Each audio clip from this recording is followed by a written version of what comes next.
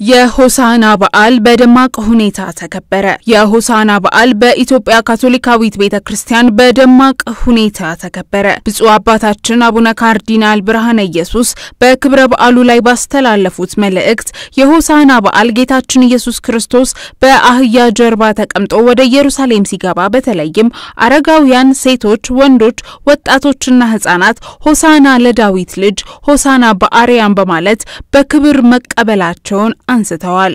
ብፁዕ አባታችን ለመላው ምእመናን በየዓመቱ በታላቅ ድምቀት የምናከብረው የሆሳና በዓል ለሁላችንም ትልቅ ትርጉም ያለው በዓል ነው።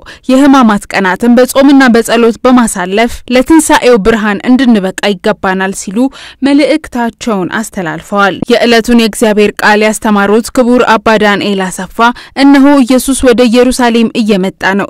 የእምነታችን መሰረት የሆነው የመስቀሉ ምስጢር እኛ ፊት ቀርቧል። በመስቀል ያለው ክርስቶስ ነው በትንሳኤ ብርሃን የተነሳው በማለት አስተምረዋል። በክብረ በዓሉ ላይ በርካታ ቁጥር ያላቸው ምእመናን፣ ካህናት፣ ደናግል፣ ወጣቶች ተገኝተው ተካፍለዋል።